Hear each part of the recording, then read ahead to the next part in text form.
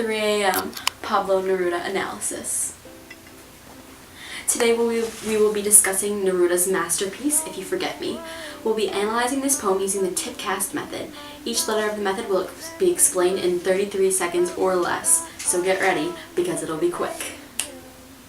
Alright, stop recording. Ready? T is for title in 3, 2, 1. So the title of this poem is If You Forget Me. Some predictions Anya and I made before reading included that someone is going to forget about someone. Maybe someone will be going through a loss, it will have a nostalgic tone, and Neruda might be mourning the loss of something or someone. Ultimately, the title relates to the theme and tone of the poem.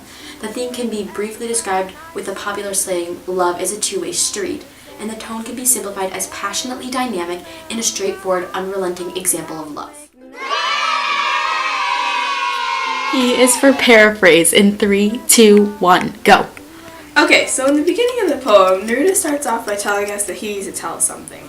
And he proceeds to say that everything that he sees or smells or tastes, anything he experiences, leads him to us, which is nice. And then after that, he tells us that if we start to forget him, he'll forget us too, and if we move on, he'll be gone too, which is kind of contrary to what he just said.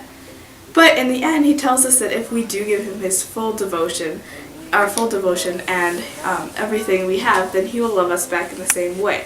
So, in short, in this poem, Neruda is addressing somebody that he loves dearly and saying that as long as they love him, he will love them. But if they move on, then so will he. C for connotation and figurative language in 3, 2, 1.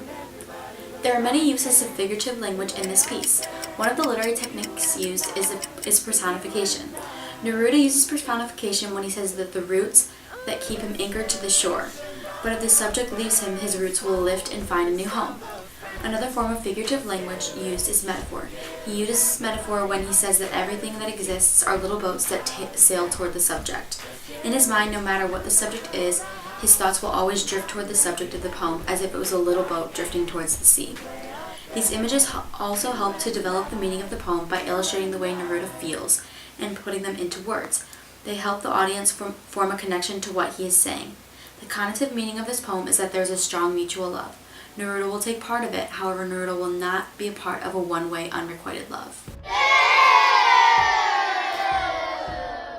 A is for attitude or tone in 3, 2, 1. So in this poem, we can clearly see that Pablo Neruda feels really strongly about this topic. He uses forceful yes or no sentences to get his points across. Like in stanza 3, he says, if little by little you stop loving me, I shall stop loving you little by little. This shows his attitude in the sense that he just said what he meant with no flowery language to sugarcoat it. Some ways we can describe his tone here are passionate, somber, doubtful of the other person's affections, straightforward, and serious. S is for structure in 3, 2, 1. This poem is set up as a free verse, and the structure keeps the reader interested. The whole poem is addressed to you, aka the reader or the audience. The first line is, I want you to know one thing. It grabs the reader and pulls them in to keep them reading. This poem also uses enjambment, which is when the writer continues a sentence onto multiple lines to keep the reader to continue reading the poem, so the sentence doesn't end. And the structure also adds to the straightforward nature of the poem. Neruda states what he thinks and feels without rhymes or patterns of text to water down the meaning.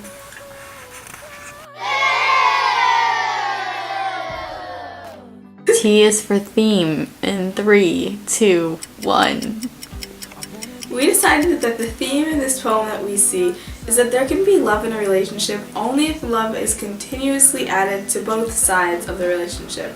If either side falters or stops, the other side, no matter how strong their love is, will also fade away slowly.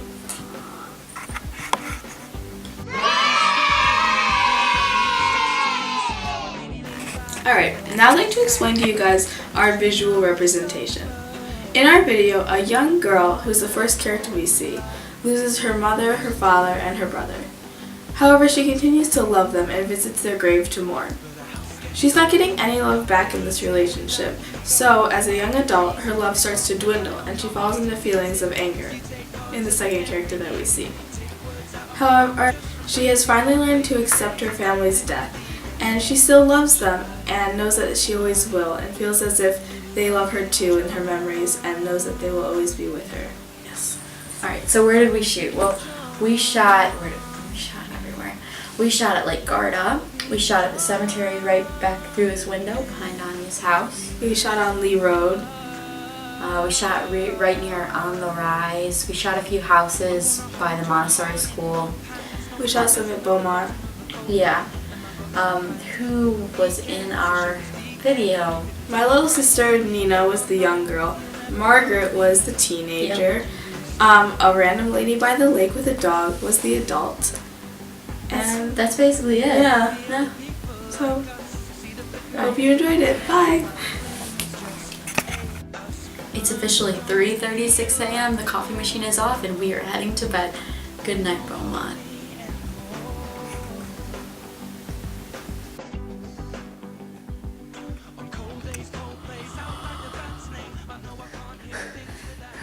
Are you ready? Yeah.